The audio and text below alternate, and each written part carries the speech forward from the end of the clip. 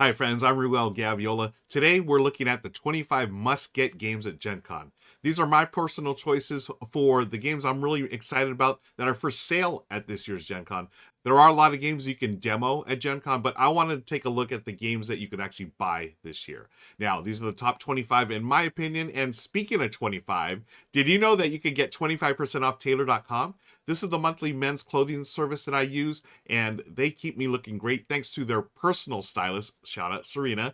And every month I get clothes where I can wear them either to work, to play, to go on date night, to hang out with friends, to play games, and they're all great looks, including this shirt that I'm wearing right now. So be sure to click on the link below and use that code RUEL, that's Ruel, for 25% off.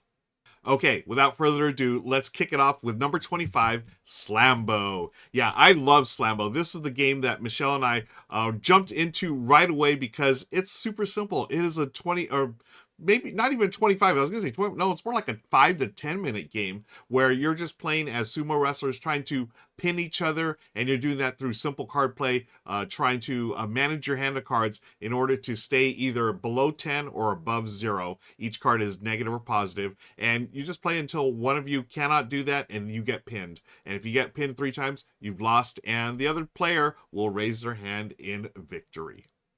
Okay, so let's move on to number 24. This is Rebel Princess Deluxe Edition, Happily Never After. This is an expansion of a trick-taking game that I really enjoyed last year for the first time, actually. I hadn't played it before, and I really got into it because it's based on the classic game Hearts. Now, I played it for the first time, actually, with the Good Time Society crew. Here's our playthrough with Becca, Kiri, and Bailey. It was a lot of fun, and I love the theme. It's you're a princess, and you're just hanging out, and you don't care about no prince. Don't let them, bother you. You live your best life, and you do that through trick taking. And the cards have special abilities, which is really neat. But you do see that Hearts base there. Shout out to my buddy Dave and his family for introducing me to Hearts so many years ago.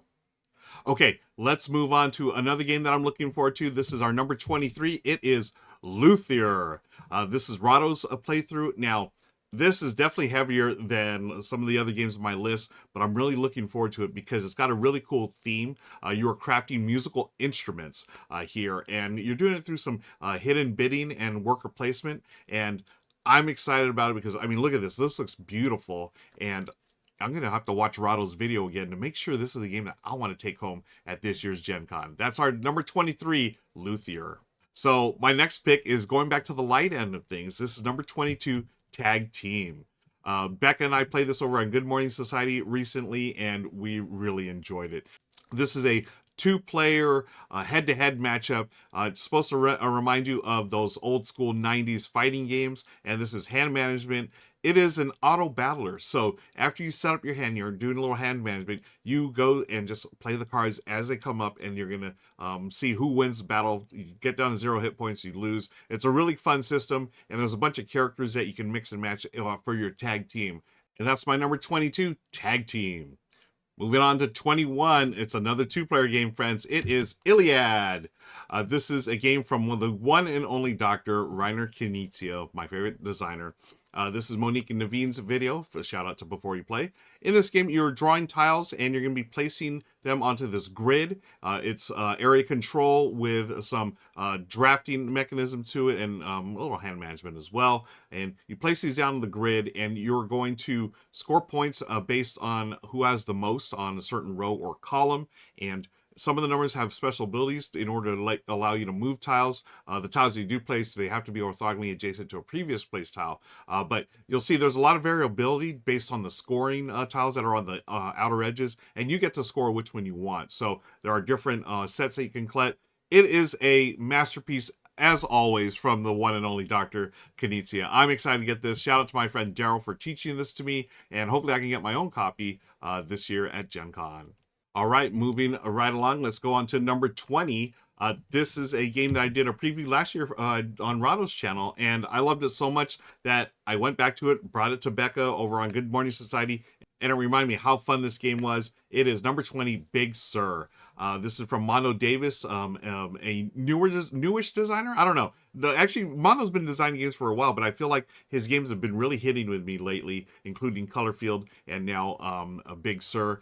This is a tableau builder that has a lot more to it than you think. It's a really simple card drafting game where you're just drafting cards, adding to your tableaus. You can see Becca and I are creating stretches of the Pacific Coast Highway there along Big Sur, Northern California. And there's a lot of different things going on as far as collecting icons and setting it up so you have long stretches.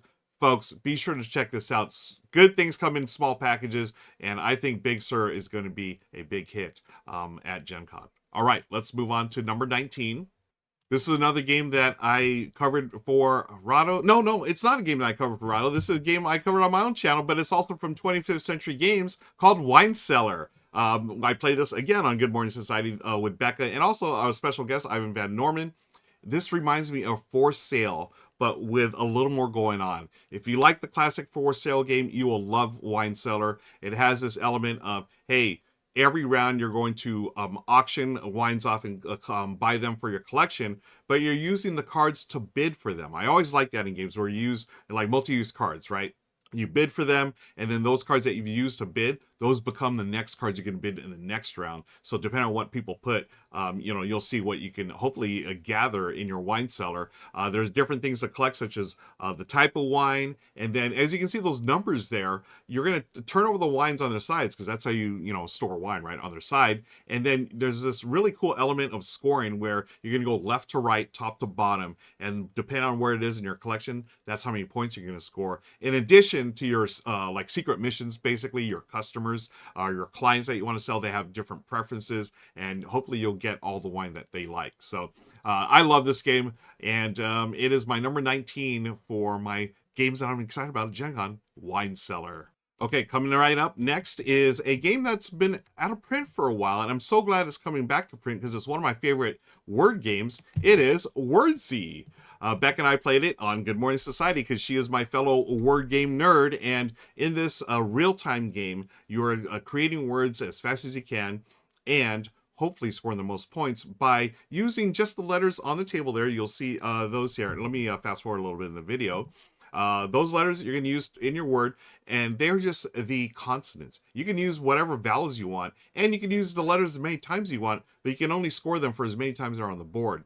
So it's really cool. It doesn't feel as restrictive as other word games, but at the same time, to get the most points, you've got to get those letters on the left side into your game or into your word. So I love this game. I play the app. There's an app version of Vowel, which is basically Wordsy, and you can play it for free, or you can spend $1 or $2 to get rid of the ads. But definitely check that out. And it's coming out in a new edition. Thankfully, it's been republished, and you're gonna be able to check that out from All Play Games.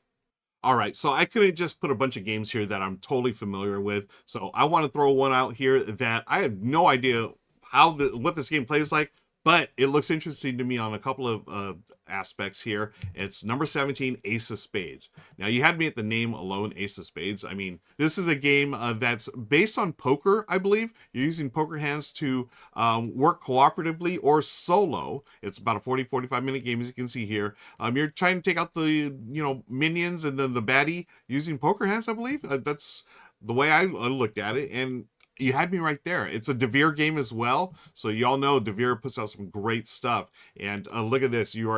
Those cards look cool. It's got health dial, and you're going to battle. And I'm super excited to check it out because it's got poker elements to it. At number 17, Ace of Spades. Next up, number 16 is Knitting Circle. Yeah, I'm super thrilled that this game is out because Emily Vincent is a great designer, and this game is based on Calico. Yes, it is the next standalone game featuring cats and yarn and all the cute things, buttons, everything. In this one, though, you are drafting tiles where you want to get this similar colors or different colors depending on the patterns and whatnot that you have in your hand there. it's drafting and set collection, and it is brilliant. As you can see here in the video, I actually got to play this with Emily, which was a real treat. And there's also a really cool solo mode that I played as well. You can check that out on the channel. This is from Flat Out Games, and something about Flat Out Games, friends, anytime they come out with something, it's pretty much a big hit in my household. So Knitting Circle, thrilled to see this over at, hey, there's Mookie Betts. That's awesome. That was from a live stream. And go Dodgers. Let's move on to number 15 on the list. It is a game called Kinfire Council. This is from Incredible Dream Studio, and shout out to Iliad for showing me this game. I think it was last year at Gamma. It is now going to be available at Gen Con. This is set in the Kinfire world, and I love this world, and I'm excited that they did a more Euro-style game.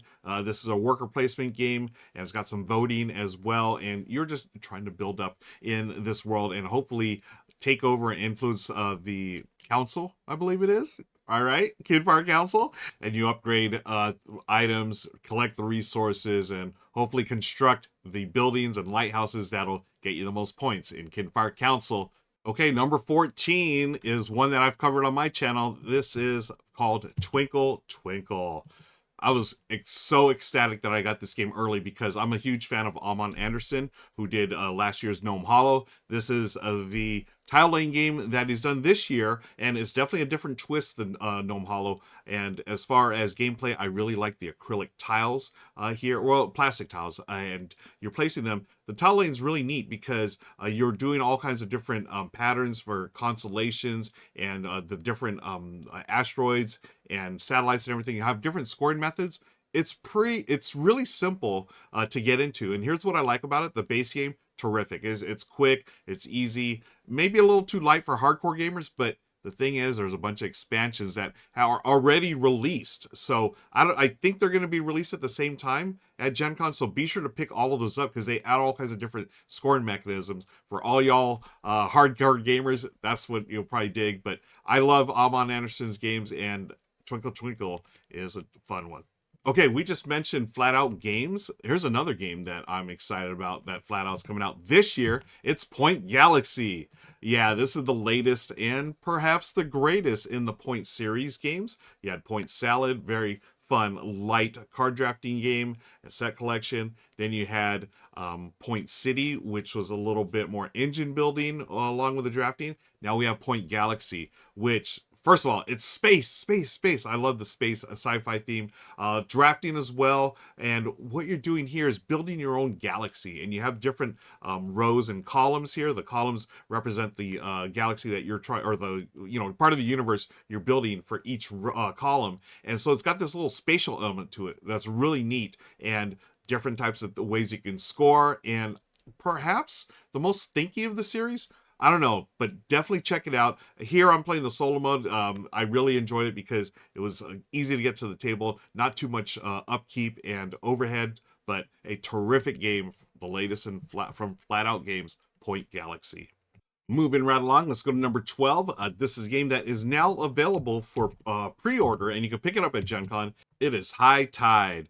Michelle and I love this one. It's a 2-player game. Abstract at its heart, similar to Hive, but I like it better than Hive. It's a lot quicker playing. It's really easy to get into, and you're just basically picking a color, and then you're going to move that. If you're pink, you move pink or yellow. The yellow is a neutral, and blue is either, if you're blue, you pick either the blue or the yellow, again, neutral color, to move. You place it on top of another tile, and there's a few placement rules that you have to follow, and then when you cannot move a tile, you're going to stop there and score it. Whatever you see on top, whoever has the most will score a point for that round. First to 3 wins. It is fantastic, friends. I've been following this game since last year's PAX Unplugged, and it's really taken off, and Becca and I actually played it on Good Morning Society as well, but you can check out my video for a playthrough and a rules teach as well with Michelle and I. Great fun. Check it out. Pre-order it now. Get it at Gen Con. It's High Tide. Let's go to number 11, or let's go to 11, as Nigel Tufnell will say. This is Fliptoons. This is a video from Dan, the Game Boy Geek. Fliptoons has got the rubber hose art, which I am new to discovering the actual name to it, but it's basically like Cuphead style art.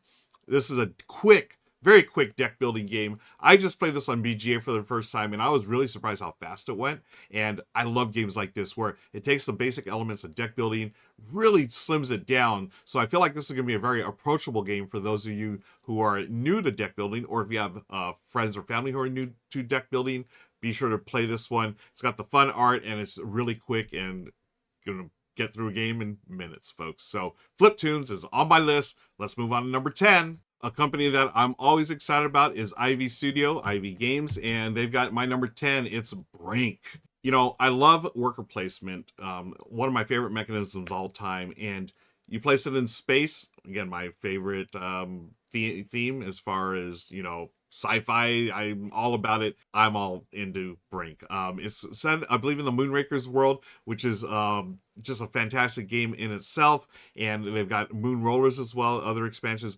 Or not expansions, but other games based in that universe. This one as well. You can check out Foster the Meeple's playthrough here. And I'm excited because Ivy Studio, Ivy Games always knocks it out of the park with their components, and their gameplay is very interactive. Lots of player interaction in their games. There is going to be some voting and trading and whatnot. So if you're into that type of game, definitely check this one out. It is Brink from Ivy Games. You know, other things I really love that are not Ivy Games related, it is llamas. What? Ruel, llamas? Why? I'll tell you why, Ruel. Llamas are my goddaughter's favorite animal, and a game called Llama Llama, of course I'm going to love it. But the thing is, look at these names here. I don't know if you're familiar with these names, but Kaya Miano and Beppo. Sorry if I mispronounced those. I'm going to show you what Kaya's done because I love this game right here. Trio, which was originally known as Nana or Nana. Brilliant game, and I cannot wait to see how this one plays Llama Llama. Now, it says here it's a re-implementation of dog poker. I'm gonna be honest, I'm sort of loving dog poker as well. Look how cute this is. But again, for my goddaughter, I'm gonna be excited about Llama Llama. Now, the next game I'm going to talk about is our number 8, and it had the most thumbs on the geek list for the Gen Con preview. So people are hyped about it, and thankfully, I've gotten a quick sneak peek at it, and I loved it too. It is number 8, Nature. This is Rahdo's run through of it, and my preview that I got was actually an in-person preview from Dominic over there at North Star Games. A shout out to Dominic. And this is the next evolution of the game, Evolution, right? So you've had Evolution, Oceans, and now Nature. Talking to Dominic, and after talking to him and playing through it, I can see what he's doing here. He's basically streamlining the game down, Evolution, to its core elements here, which is great because it's. I feel like it's easier to pick up now, and just Evolution. I felt like it was a good gateway game, but I think Nature's even a better one. And the best thing is, he's included all this other stuff where you can ramp up the game easily. There's a bunch of different modules, so it's more of a modular rule set now, which I think was a great move because you start with the base here, Nature, and then you add things to make it more aligned with your playing group's game style. And yeah, it's got a bunch of thumbs for a reason, folks. Number 8, Nature. Okay, next up is number 7. Lucky number 7 is Vantage. I had to put on this game on the list because, well, number 1, Tim Chuan does an awesome video of it here. But Stonemaier Games, another company that I absolutely love. So we just talked about like Ivy Games and Flat Out Games. Stonemaier is another one as far as production quality, gameplay. They always knock it out of the park. So this one was released recently, but it is going to be at Gen Con. So I'm going to have to pick up a copy because this one, like all the other Stonemaier games, it's going to have a solo mode, the Automa system, which I absolutely love as a solo player. This is an open world type game, adventure, and you've got the sci-fi element again, so y'all know how much I love that. Tim, I don't think he spoils anything here. I think he puts spoiler alerts, but so there is like a campaign element to it. But boy, oh boy, Vantage looks great. All right, moving right along, let's go to number 6, and this is a game that, boy, oh boy, I love the original that it's based on, and this new version is number 6, Raising Chicago. Yeah, Raising Seattle, thanks to Rahdo for turning me on to that game. That was brilliant. And Raising Chicago looks terrific. It's a now tile laying game. At least the original was a tile laying game. It's got some economic stuff going on as well, but it was never like too heavy. I felt like it was like really speaking to me as far as like this is like a medium weight game. Talking about Raising Seattle. And speaking of, there's a Brothers Murph, their run through of Raising Chicago. It is after the Great Fire of Chicago, and you're trying to rebuild the city. And I haven't really dove deep into the description here because I'm just buying this because I love Raising Seattle so much, and I heard there's a Raising Chicago. I'm just like, I'm putting it on the list. I'm getting it no matter what. This is Raising Chicago at number 6. Okay, here's another game, number 5, that I wanted to get just based on the name alone. I don't know why this name tickles me and makes me laugh, but it is our number 5 game, Lightning Train. In Lightning Train, you are building railways and hoping to make deliveries as well. So at first I thought it was, okay, this is like another train game, so to speak, where you are just, laying down the routes and then, or the routes, however you decide to pronounce it, and then making your standard like pickup and delivery. But it is a bag builder. Add that into like a train game, to me, sounds awesome.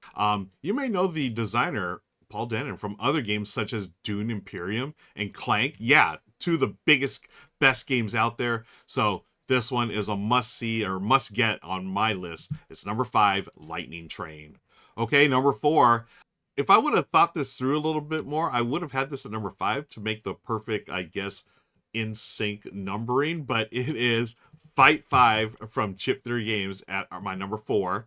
I don't know why there's no video out on this yet. I hope it's going to, it says it's going to be at Gen Con. I got a sneak preview of this at Dice Tower West this year, and I already called it. I feel like this is going to be this year's Flip 7.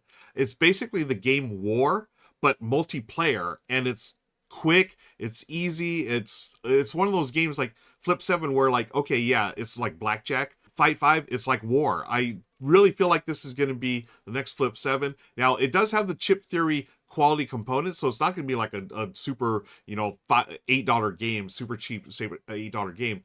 But I think it's going to be worth whatever they put it because, Chip Theory, again, another company that brings out high quality games. Probably, I'm guessing it's going to be 2025 for a card game, but boy, oh boy, you're going to get a ton of gameplay out of this. I played it, I think, twice at Dice Tower West, and I was ready to play it more, and I feel like this will be this year's Flip 7. It is Fight 5 at number 4 from Chip Theory Games. Number 3 is actually a re-implementation of an older game that I enjoyed from, again, one of my favorite designers, John D. Clare. He had a game called Custom Heroes, and now we've got a game called Ruins at number 3, also from AEG. This is Taylor's trick-taking table, and I love Taylor and his videos. This one is another card crafting game, but you're doing it in a ladder climbing game. I thought it was trick taking, but it's technically called ladder climbing. So you're trying to get, better, like poker style hands. And this one looks really interesting because look at it. You're adding ruins to the different cards, and that is nothing like Custom Heroes. Custom Heroes, I feel like, was a little more standard. I mean, I did enjoy it, but I didn't love it as much as I thought I would. But apparently, John has fixed things or, made it better. I mean, look at it. It looks a lot cooler, I think, than Custom Heroes. So I'm looking forward to this one big time because I love card crafting, and I think Ruins looks like it's going to be my jam. All right, so we've got 2 more to talk about. I just realized my top 3 are games that are re-implementations of games. So I don't know. Does that mean that there are, these classics that are being redone for a new audience, or are they finding ways to make games even better or bringing things out of print? Number 2, this one is a re-theming of a game I just finally played for the first time. It's a game called Memoir 44, okay? A war game for 2 players, a little more accessible than other war games, but this one is Star Wars Battle of Hoth. I mean, folks, I am a diehard, well, original trilogy diehard fan, and Battle of Hoth, it's going to take Memoir 44, a really cool system of doing war games where it's card driven, and you do have the hexes. You're going to move your troops and, fire upon each other and hopefully complete missions, but it's set on Hoth. This is awesome. I want this like yesterday. And when it was announced, people went goo goo gaga. I was one of those going goo goo gaga. And it's one side's gonna be playing the Imperials, the other's gonna be playing the Rebel Scum. I love that. It's gonna be thematic. It's gonna have the gameplay of Memoir 44, which is terrific. And if you like Memoir 44, I'm sure you like this. And if you've never played Memoir 44 and you like Star Wars, this is one. I mean, it's brilliant. It's gonna be awesome, and I want to make sure I have enough room in my bag for this one. Number 2, Star Wars Battle of Hoth. All right, here we are, the number 1 must-get game at Gen Con. It is another re-implementation, and it's funny it's at Gen Con because the first time I ever played this classic game was at Gen Con a couple of years ago. It's a game called Botswana. It's from the one and only Dr. Reiner Knizia. Another game of his makes the list, and he actually has a bunch of games coming out this year at Gen Con, and I didn't want to cover them all because I could have made my own, another list, but this is a game that's been out of print for 20 odd years. The version that I last played was actually the Japanese version, I believe. Yeah, this version right here, it was super cute. It was redone as Wildlife Safari. In it, you're just playing the different animals, and it's almost like a market game, right? You play one, pick one up, you're trying to raise the value of the other animals that you have, but you're going to be taking different animals, so you're trying to balance it between taking the animals you want that are going to have the most points, but then also playing cards to increase the values of those. It's a 2 to 4 player game. It plays really quickly, and man, I had so much fun with this. I remember... You know, a good game is when you play it and you immediately want to play it again. I did that, I think, like 2 or 3 times. It was so terrific. And I'm excited that 25th Century Games picked this up. They've done some of the other Knizia titles I love, including one I just recently replayed again, Raw, right? So I know it's going to get a terrific redo from 25th Century Games. So I'm going to be in line ASAP to get my number 1 must-get game at Gen Con, Botswana. Okay, and friends, that's going to do it. Thanks again for watching my 25 must-get games at Gen Con. What are the ones you're looking forward to? Let me know in the comments. Be sure to hit that like and subscribe button. And until next time, we'll see you later. Bye, everybody.